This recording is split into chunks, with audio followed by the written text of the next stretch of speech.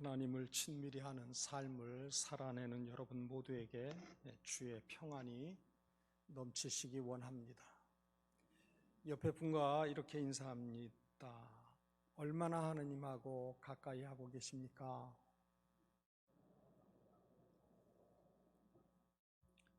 여러분, 하나님을 친밀히 한다는 것은 예배에 잘 참석한다, 또 그것이 기준이 될 수도 있어요. 그러나 우리의 삶을 통해서 하나님을 의논의 상대 삼고 하나님께로부터 공급되어지는 그 모든 복을 따라서 주께 영광 돌리는 삶을 살아내는 것이 친밀함이라 그렇게 여길 수 있습니다.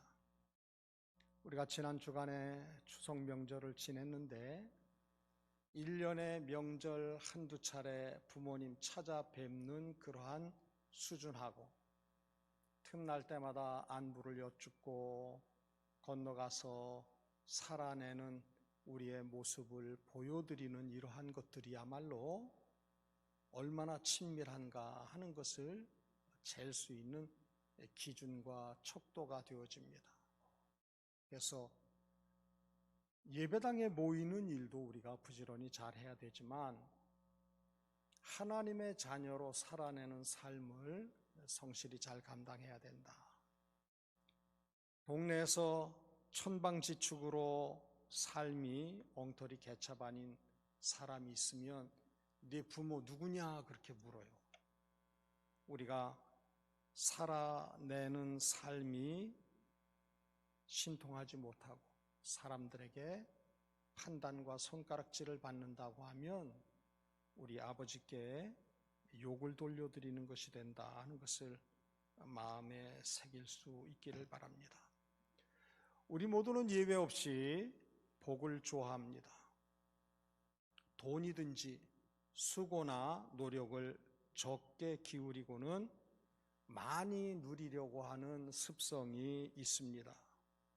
일확천금, 한탕주의, 로또, 카지노, 경마, 대부업, 다단계 등 우리 주위를 살펴보게 되어지면 사람의 습성을 교묘히 이용한 많은 것들을 우리는 주위에서 접할 수 있습니다. 사기 같은 경우도 마찬가지예요. 돈 놓고 돈을 많이 불릴 수 있다라고 생각을 하니까 그만 미혹이 돼서 분별력이 사라져가지고 사기를 당하고 가슴을 뜯는 그러한 경우를 우리는 주위에서 흔하게 살펴볼 수 있습니다.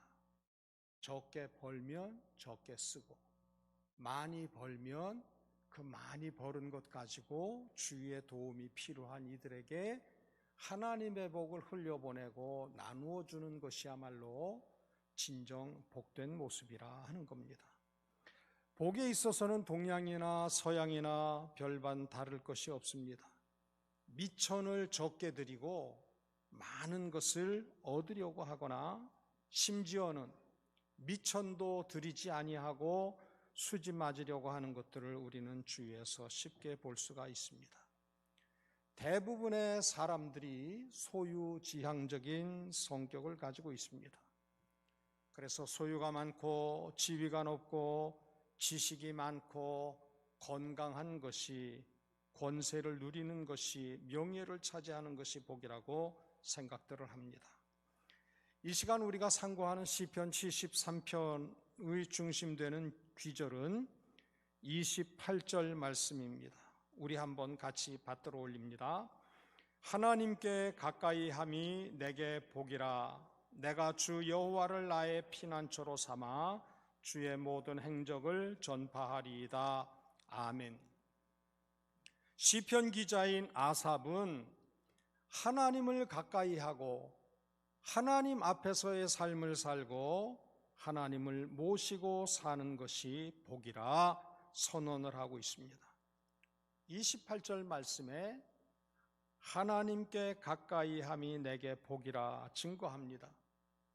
쉬운 번역인 현대어 성경에서는 나에게는 하나님을 가까이 하는 것이 정말 좋은 일입니다. 그렇게 풀어 설명을 하고 있습니다. 28절 말씀에 보면 복 있다 하는 이 말의 복은 소유를 이야기하는 것이 아니에요. 돈이 많고 큰 집이고 넓은 땅을 가지고 있는 이것을 복이라고 얘기하지 아니하고 관계가 복임을 이야기를 하고 있습니다. 하나님과 얼마나 가까이 친밀히 하고 있느냐, 그 정도에 따라서 우리가 하나님을 멀찍이 따른다고 하면, 발등에 불이 떨어졌을 때만 하나님을 찾는다고 하면 하나님은 결코 내게 복의 근원이 될 수가 없다는 얘기예요.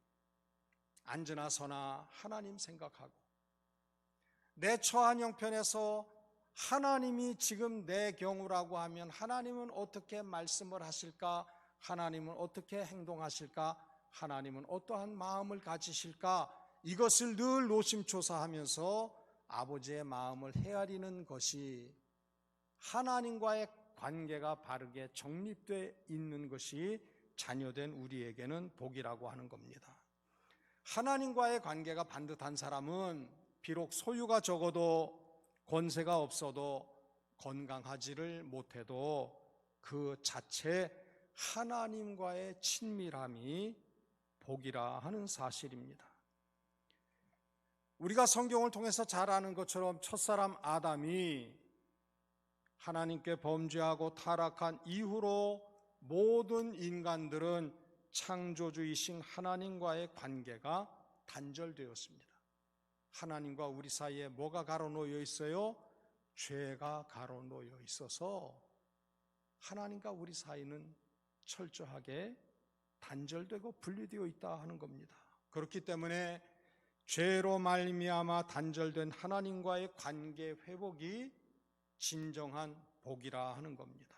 이것이야말로 우리 인생에게 있어서 가장 좋은 일이라는 거예요. 죄로 말미암아 하나님과 끊어져 있으면서 소유가 많고 지위를, 명예를, 권세를 누리고 육체가 건강한들 그것은 진정한 복이 아니라 하는 겁니다.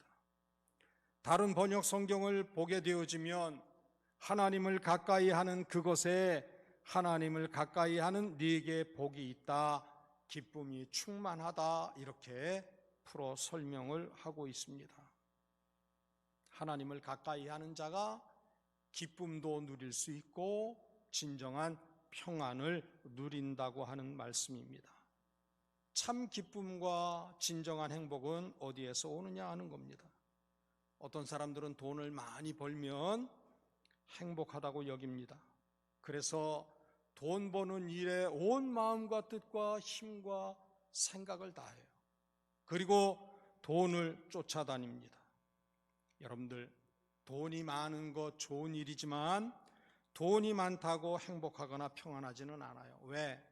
그 돈을 더 크게 키워야 되겠다고 하는 인간적인 근심이 있어요.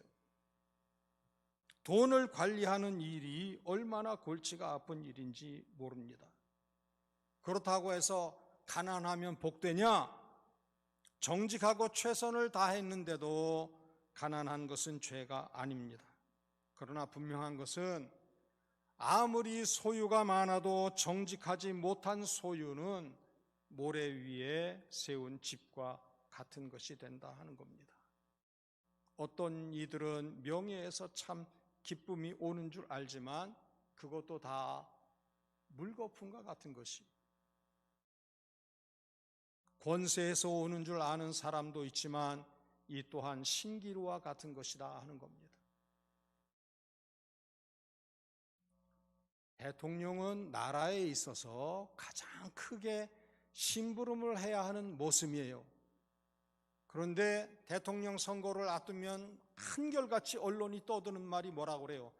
대권에 도전한다 그래요. 큰 권세에 도전한다 그래요. 여러분들, 그러한 표현부터 하나님 앞에서 큰 허물이 된다고 하는 겁니다. 지위가 높을수록 하나님께로부터 내가 맡은 그 자리를 어떻게 감당해야 되겠는가 더 많은 고민이 있어야 돼요. 오늘날 지도자들을 살펴보면 모든 영역의 지도자들이 다 예외 없이 어떻게 하면 더 많은 사람들을 편안하게 할 수 있을까? 눈물 없는 삶을 살아가게 할 수 있을까? 여기에 고민하는 게 아니에요. 국민들은 큰 고통과 어려움을 겪어도 그만 나만 잘 되면 다행이다 하는 그러한 생각들이 많이 있어요. 어떤 분이 글을 보냈는데 거지와 정치인의 공통점 이제 그렇게 해서 표현을 했어요. 구구절절이 다 맞는 말이. 여러분들, 지위가 높을수록 더 많은 심부름을 해야 된다고 하는 사실에 대한 이해가 없어요. 그리고 국민들조차도 그러한 생각에 절어 있어요. 여러분들, 우리 스스로가 생각과 태도를 바꾸지 아니하면 우리는 계속 우리에게 고통과 아픔을 주는 지도자들을 통해서 괴로움이 더할 수밖에 없다고 하는 것을 생각을 해야 됩니다. 지도자는 더 많은 사람들 이롭게 하는 삶을 살아야 된다. 그것이 진정한 의미의 지도력이다 하는 것을 모든 국민들이 예외 없이 다 마음에 새기고 각인되어져 있을 때 허튼 일을 벌이지를 못하겠죠. 아삽은 25절에서 이렇게 말씀을 하고 있습니다. 하늘에서는 주 외에 누가 내게 있으리요, 땅에서는 주밖에 내가 사모할 이가 없나이다 고백을 하고 있어요. 하늘에서나 땅에서나 하나님 말고는 의지하고 믿고 사랑할 이가 없다고 근본적인 그렇다기를 고백을 하고 있습니다. 이 세상의 모든 것들은 다 예외 없이 변해요. 가졌다가도 잃게 되어집니다. 인생도 변하고 생각도 변합니다. 사업도 정치도 세상 풍조도 다 변해요. 그러나 유일하게 변함이 없으신 이가 있는데 그분은 하나님이십니다. 하나님만이 진정한 기쁨이요 참 행복이요 하나님만이 복의 근원인 줄 믿으시기를 바랍니다. 그러므로 하나님을 가까이 하는 자는 기쁨에 빠져 있는 것과 같다고 할 수 있어요. 하나님을 가까이 하는 사람은 사방이 기쁨으로 애워싸진 삶을 살게 되는 줄로 믿습니다.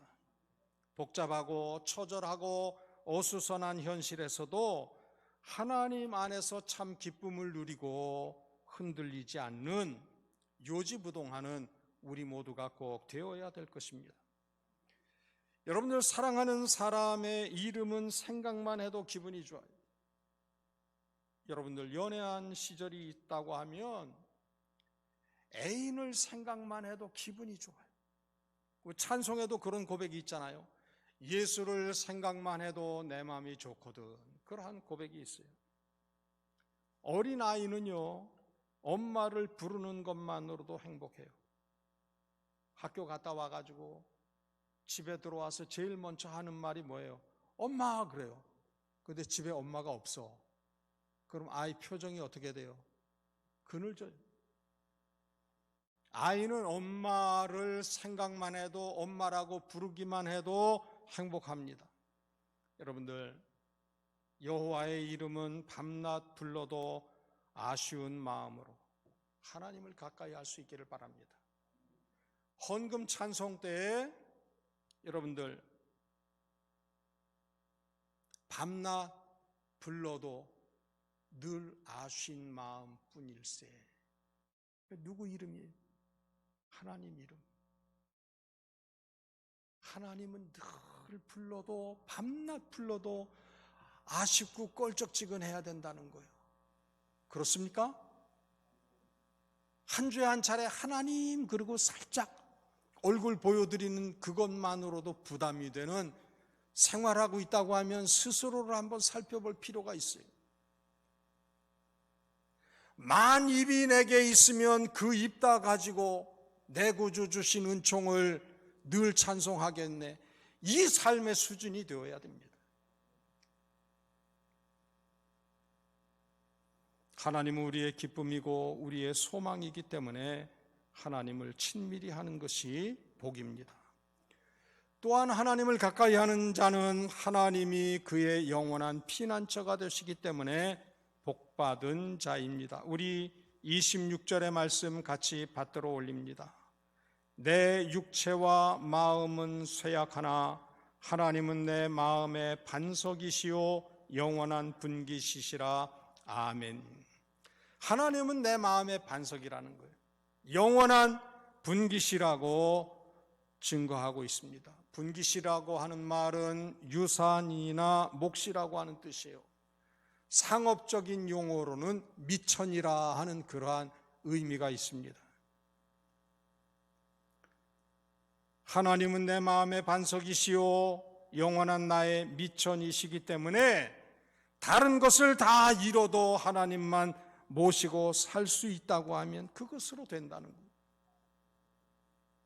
내게서 물질도 사랑하는 사람도 명예와 지위도 건강도 다 잃고 떠났다고 해도 누구만 모시고 있으면, 하나님만 모시고 있으면 그것으로 됐다는 거예요. 반석은 흔들리지 않는 터전을 표현할 때 반석이라 그렇게 표현을 합니다.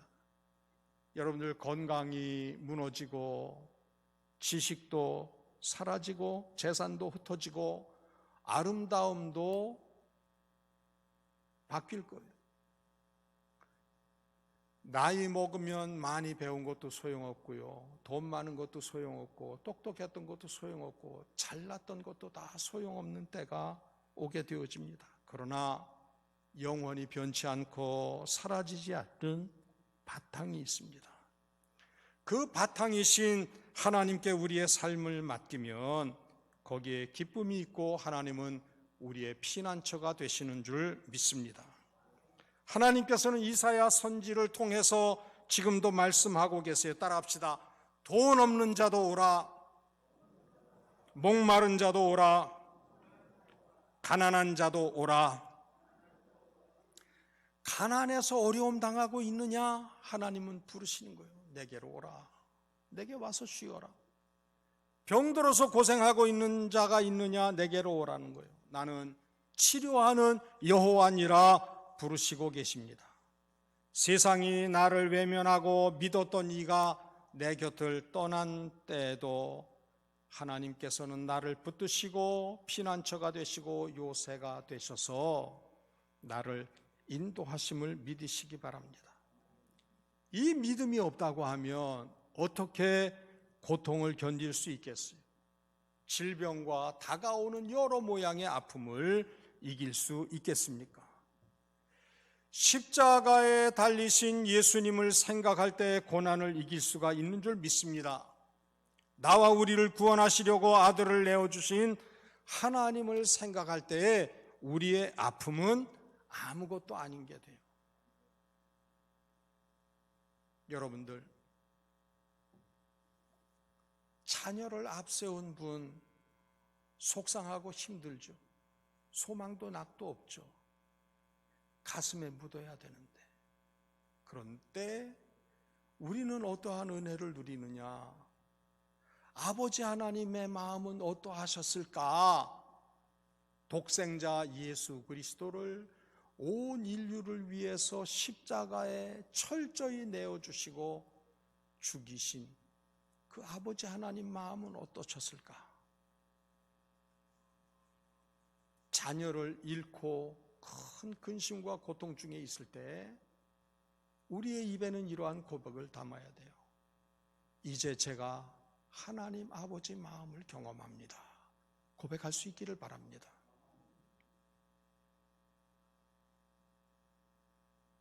우리가 외롭고 병들어 지칠 때 하나님은 피난처가 되세요. 우리가 환난을 당하고 좌절하고 죄의식에 묶여 있을 때에 하나님은 피난처가 되십니다.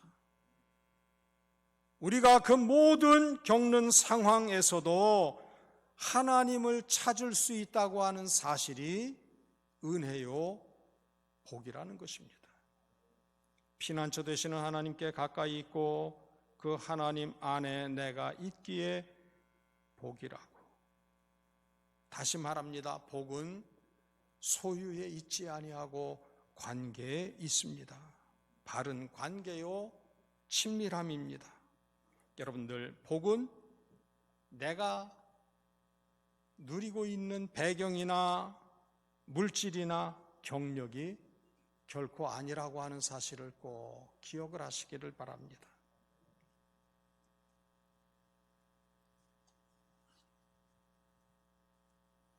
하나님을 가까이 하는 자는 주의 모든 행사를 전파하는 특권을 누릴 수가 있습니다. 28절 하반절 말씀을 따라합니다. 주의 모든 행적을 전파하리이다. 사람들은요, 좋은 것이 있으면 자랑하고 싶어요. 두고 보기에도 아까운 자녀들, 여러분들 얼마나 자랑해요? 손주를 두고 있는 할아버지 할머니들 어때요? 내 돈 내가면서, 선금 내가면서 누구 자랑해요? 안 하시는가 보네. 권호진 장로님은 대답 안 하셔도 괜찮아요. 손주가 없으니까. 저도 아직 없어요. 근데 손주가 있는 분들은요, 죄송합니다, 얼마나 자랑질을 하는지 몰라. 에이 그러면은 목사님도 손주 봐보세요, 나보다 더 할걸요, 그러고 얘기를 하더라. 아직 뭐 손주가 없으니까 그 기분을 어떻게 알겠습니까마는, 그러나 손주가 예쁘면 폰 바탕화면에 그냥 할아버지 할머니들은 예외 없이 다 누가 있어요? 자식 사진 다 걷어내버리고 거기에 손주 사진 딱 깔아놔. 그리고 동영상도 얼마나 올려놔 놓고 있는지 몰라요. 그냥 손가락 운동만 하면 돼. 그만. 보기만 해도 밥 안 먹어도 배부르고. 여러분들,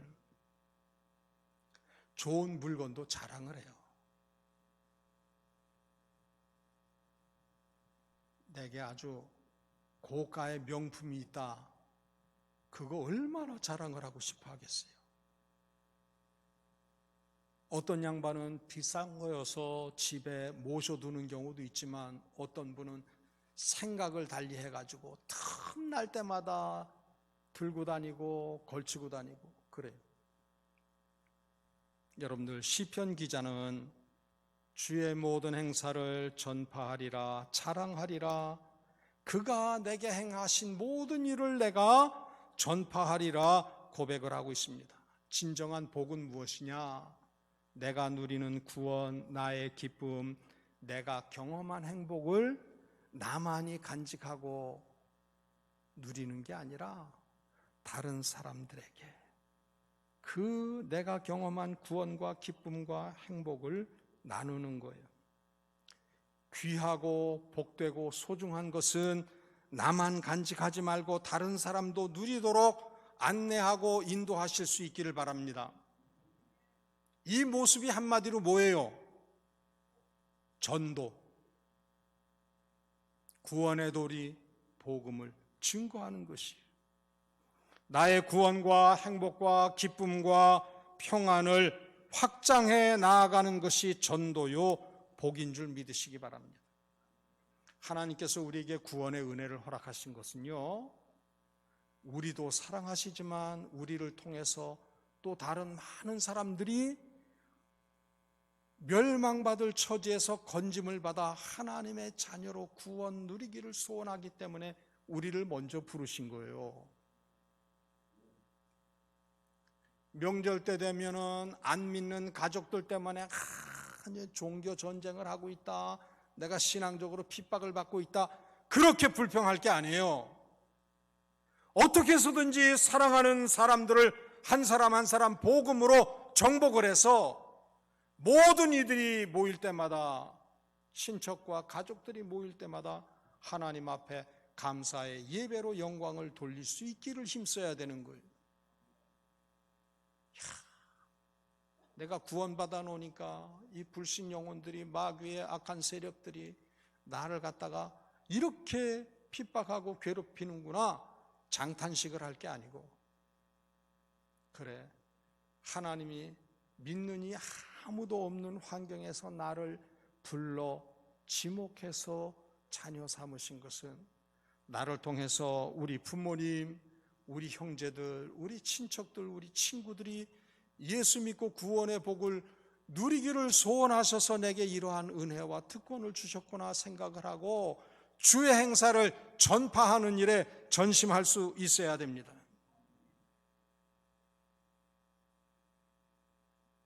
하나님 앞에 갔을 때 하나님이 네 소유가 얼마나 많았느냐, 부동산과 동산을 한번 열거해보라 그러시지 않을 거예요. 네가 교회에서 어떠한 직분을 가지고 있었느냐, 신앙생활 몇 년 했느냐, 네가 봉사의 직무가 어떠한 종류가 있었느냐, 이거 물으실 거 아니에요. 예수 믿은 지 오래됐는데 한 번도 다른 사람에게 예수 믿으셔야 됩니다, 입을 열어서 복음과 구원을 증거한 적이 없으면 여러분들 스스로가 하나님 앞에서 큰 부끄러움을 알아야 되는 거예요.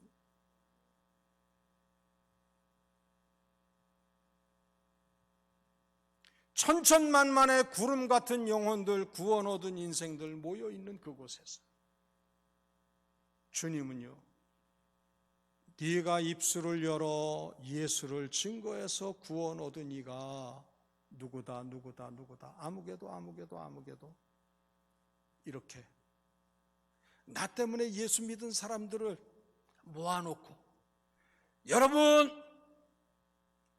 김세봉 때문에 구원 얻은 이들입니다. 여러분들 각자의 이름을 부르면서 하나님이 구름 같은 증인들 앞에서 증거해 주실 거예요. 미국에서 있었던 일입니다. 한 노인이 자기가 기르던 강아지에게 1560억을 유산으로 남겼어요. 그리고 그 강아지를 돌보는 사육사에게 1년에 5만 달러씩 주는 거예요. 그러니까 우리 돈으로 따지면 1년에 5,500만 원에 해당하는 연봉을. 그리고 그 개가 수명이 다해서 죽게 되어지면 그 남은 유산 1,560억 중에 남은 돈은 동물보호소에 기증하도록 유언을 했어요. 그리고 아들에게는 얼마를 남겼느냐, 11억을 유산으로 주라고 유언을 하고 세상을 떠났어요. 아들이 뭐라고 불만을 토로했느냐, 아니 내가 개만도 못합니까? 개는 1,560억을 주고 나는 11억밖에 안 줍니까? 막 속이 상해가지고 소송을 제기를 했어요. 변호사를 사서 재판을 받는 겁니다. 변호사가 물었습니다. 1년에 몇 번 아버지를 방문했습니까? 할 말이 없어요. 아버지 살아생전에, 특별히 돌아가시기 전에 즐겨 하신 음식은 무엇입니까? 알 수가 있어야지. 전화는 얼마 만에 한 번씩 했습니까? 아버지 생일날은 언제입니까? 물었어요. 아무 대답도 아들이 못했어요. 판사는 그 아버지가 돌아가시기 전에 찍은 동영상을 보여줍니다. 나와 노년을 함께 했던 개에게는 1,560억, 그리고 개를 돌보는 이에게, 사육사에게는 5,500만 원씩 매해, 아들에게는 11억을 유산으로 주세요. 혹 내 아들이 이 사실에 대해서 불평하거든 아들에게 얼마를 주라고 동영상에 남겨놨느냐? 일부를 주십시오 그랬어요. 11억을 아들에게는 유산으로 주기로 유언을 했는데 이것에 불만이어가지고 불평하거들랑 1달러만 주십시오. 판사는 아들에게 판결을 했어요. 당신에게 $1를 상속합니다.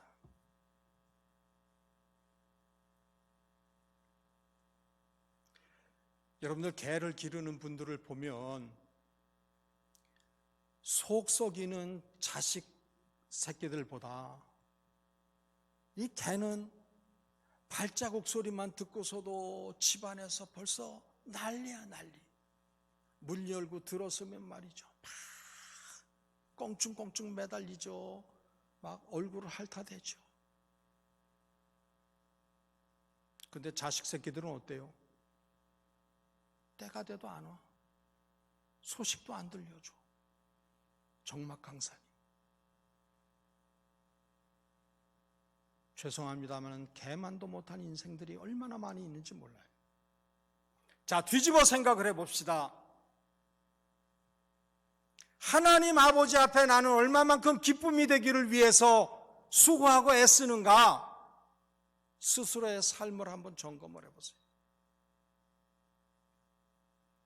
교인 중에 어떤 분은 그런 얘기를 하더라고요. 목사님, 우리 애가요, 목사님 아파트 단지에 들어오는 차 소리만 듣고도 목사님 차다 그러고 반긴다는 거예요. 그 차들마다 엔진 소리들이 다 특색이 있잖아요. 죄송합니다, 귀신같이 안 돼요. 집에서 놀고 있다가도 제가 아파트로 차를 몰고 딱 들어가면은 제 차에서 나는 그 특유의 그 엔진 돌아가는 소리 들으면서 와, 목사님 차다 그러고 내다본다.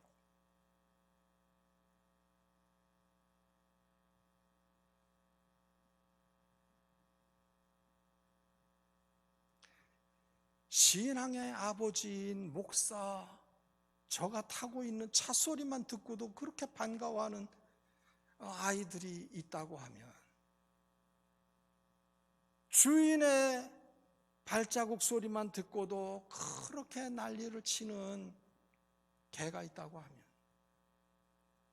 우리는 하나님 아버지 앞에서 어떠한 모습으로 친밀감을 가지고 얼마만큼 나는 하나님을 가까이 하고 있는가? 주일날 한 차례 예배에 참석하는 것도 말이죠, 막 부담스러워하고 힘에 겨워하고. 여러분들 밤낮 불러도 늘 아쉬운 마음이 하나님께 있어야 되는 거예요. 우리가 내가 입이 만개라고 하면 그 만개의 입을 가지고 내게 베풀어 주신 구원을 증거하는, 전파하는 삶을 살아야 되는 거예요.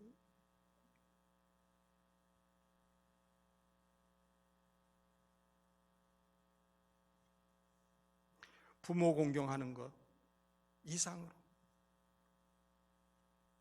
하나님께 친밀함을 가질 수 있기를 바랍니다. 구약 성경을 보게 되어지면 모세는 회막을 떠났어도 눈의 아들 여호수아는 회막을 떠나지 아니하니라 하는 귀절이 있어요. 하나님 임재의 장소인 회막, 여호수아는 그곳에서 늘 시간을 보냈다는 거예요. 이것이 하나님 앞에 귀하게 쓰임을 받는 신앙의 사람의 모습이에요. 흔적이에요. 이상과 몽조가 흔치 않았던 시대예요. 제사장 엘리는 하나님의 음성을 들을 기회조차 없었어요. 그러나 사무엘에게는 하나님이 사무엘아, 사무엘아, 사무엘아 반복해서 부르고 찾아요. 그리고 이스라엘 땅과 그리고 엘리 제사장의 가정에 되어질 일에 대해서 하나님은 세세하게 어린 사무엘에게 들려줘요. 우리의 삶이 어떠해야 되겠어요? 다른 믿음의 지체들에게는 보여주지도 들려주지도 가르쳐주지도 않는 하나님의 비밀한 작정하신 뜻, 내게는 들려주고 보여주고 가르쳐주는 은혜를 누릴 수 있기를 바랍니다. 사천읍교회 공동체에서 생활한다고 해서 다 똑같은 하나님의 사랑과 은혜의 분량이 같으냐, 그거 아니에요. 내가 하나님을 얼마나 가까이 하고 친밀히 하느냐, 하나님은 그 처지를 다 헤아리고 계세요. 저가 나를 사랑한 즉 내가 저를 사랑한다는 것이 우리 아버지 하나님의 말씀이세요. 지금까지는 어떠했든지 이제 이 시간 이후로는 힘들고 어려우면 하나님, 제가 지금 이렇게 힘들고 어려운 처지 가운데 있어요. 하나님께 우리의 눈물을 보여드리고 하나님께 우리의 간절한 기도 제목을 들려드리는 삶을 살아낼 수 있기를 바랍니다. 모든 이들이 예외 없이 코로나 상황에서 힘들어해요. 그러나 하나님을 친밀히 하고 하나님을 가까이 하는 자는 하나님이 예비하신 크고 비밀한 은혜와 복을 누리게 될 줄로 믿습니다. 우리 자신이 이러한 삶을 살고 우리의 자녀손도 이러한 삶을 살아낼 수 있도록 믿음의 본을 보여드리는 일에 승리하실 수 있기를 주의 이름으로 빕니다. 여러분들 교회 뒷면 살펴보실 수 있기를 바랍니다. 제일 뒷면 담임 목사 청빙을 위한 내용 중에 10월 둘째 주, 셋째 주, 넷째 주, 세 주에 걸쳐서 세 분 후보가 정해져서 이제 세 차례에 걸쳐서 건너오셔서 말씀을 전하실 텐데, 본인이 익숙하고 여러 번 잘한 설교가 아니고 10월 둘째 주는 직장 선교 주일로 우리 교단이 지켜요.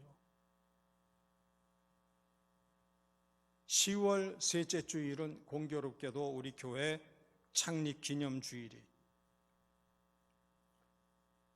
그래서 한 분 목사님에게만 교회 창립, 교회 신앙 공동체에 대한 설교해 주십시오 그러면 평형의 원칙에 좀 기울 것 같아서 10월 둘째 주에 오시는 목사님께는 직장 선교에 대한 것, 우리가 예수 믿는 이로서 직장이든 사업장에서든 어떠한 삶을 살아내야 될 것인가 하는 것에 대해서 준비해서 말씀 전해주세요. 그리고 셋째 주에 오시는 목사님께는 우리 교회 창립 기념주일이니까 신앙 공동체에 대한 주제로 말씀을 증거해 주시고, 10월 넷째 주에 오실 목사님은 설교를 코로나 시대를 하나님의 백성들은 어떻게 살아내야 되겠느냐 하는 것에 대해서 제목을 드렸어요. 여러분들 부탁 말씀 드리는 것은 재직회를 통해서 설교하신 세 분 목사님 중에서 우리가 우리 교회 담임 목사님으로 모셨으면 좋겠다 싶은 분을 결정할 텐데, 그저 아무 재직이나 다 부담 없이 재직회 참석해서 투표할 수 있는 게 아니고 제가 당부를 드려요. 세 차례 세 분 목사님 설교를 공히 다 들으시도록 하세요. 그리고 여러분들, 목회자는요, 설교만이 목회자의 전 영역이 아니에요. 일부분일 뿐이에요. 인품이라든지 삶의 자취와 흔적이라든지 그 외에 많은 부분들이 또 총체적으로 분별이 되어져야 돼요. 그래서 매일마다 시간을 정해서 담임 목사님을 위해서 기도하셨던 분들, 그리고 세 차례의 설교를 빠짐없이 다 듣고 참석하신 분들이 재직회에 참석하셔서 좋은 결정을 행사할 수 있기를 바랍니다.